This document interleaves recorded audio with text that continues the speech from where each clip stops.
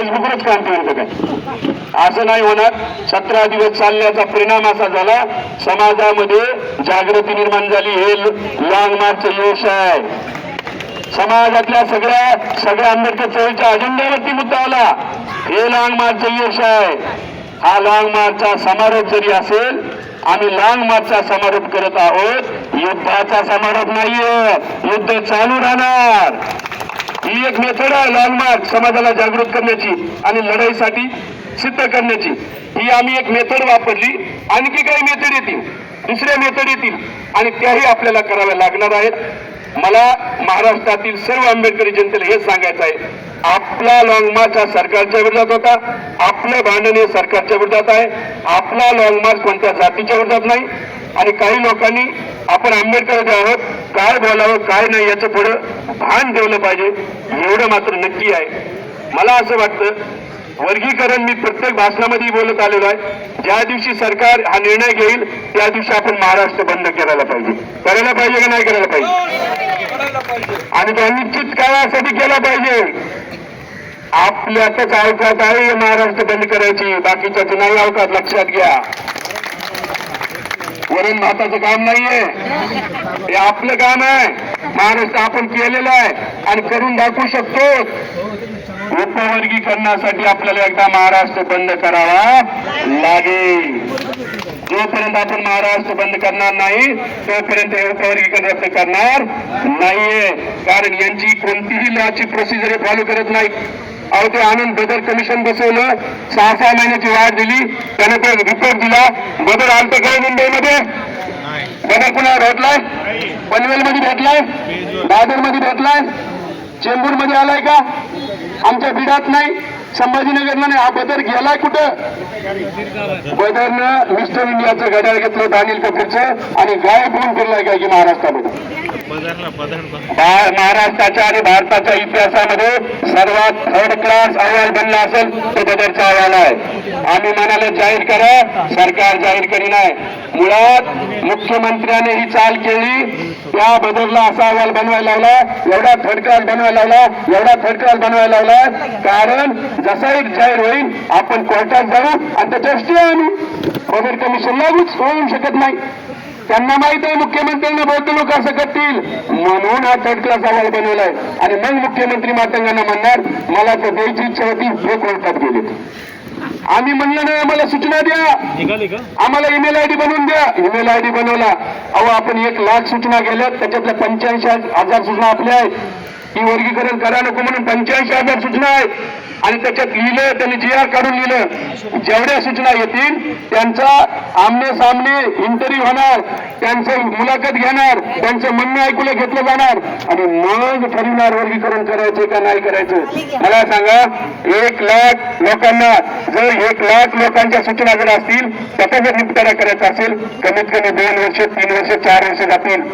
29 निवडून येईल आणि सगळ्या निपटारा झाल्यानंतर सरकार म्हणेल बहुसंख्याक लोकांचं मत आहे की वर्गीकरण झालं नाही पाहिजे, मग वर्गीकरण करणार कसं? म्हणजे मातंग बांधवांना आमचं सांगणं आहे की मुख्यमंत्री तुमच्यासोबत काय गेम करेल बघा.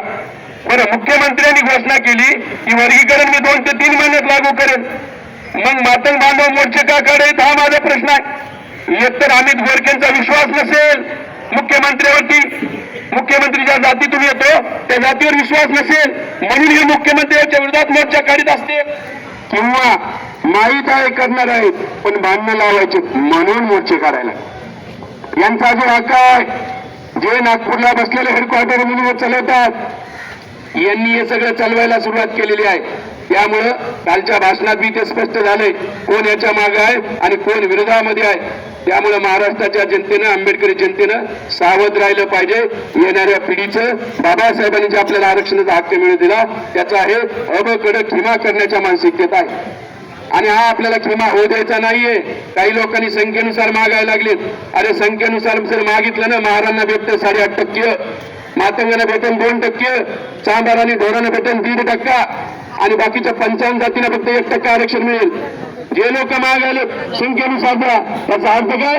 ते त्या 55 जातीच्या विभाग बोलावले की तुमचे 1% 13% जे खेळतात 1% बंदिस्त होतील.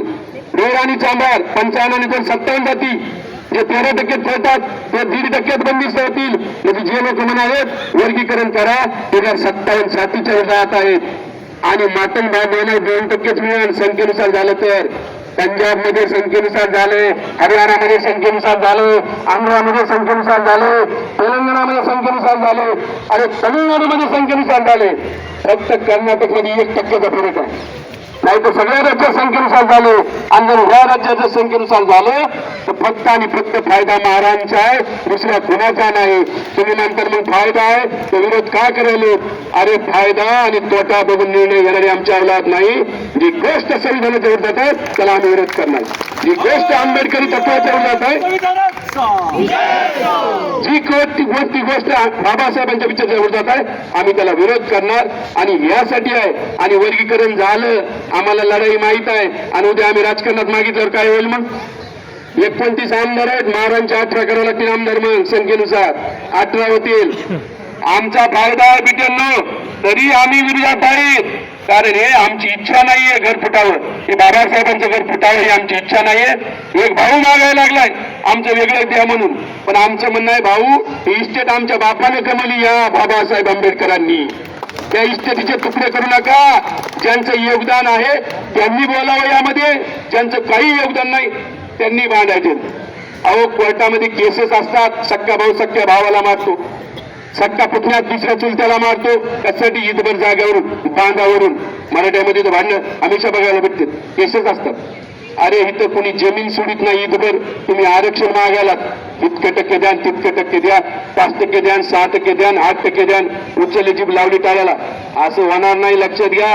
संविधान आहे, कायदा आहे आणि आम्ही आहे मध्ये आडवी सरकारला. काही बी आम्ही करू देणार नाहीत. त्यामुळं माझं हे म्हणणं आहे 1 ऑगस्टला निर्णय मुख्यमंत्री घेऊ शकतात, बाकीच्यांना सगळ्याला गाफील ठेवून 1 ऑगस्टला निर्णय येण्याची शक्यता आहे. त्याच्या आदल्या दिवशी म्हणजे 31 जुलैला आपण महाराष्ट्र बंद केला पाहिजे. 31 जुलैला काय म्हणता? करायला पाहिजे का नाही करायला पाहिजे?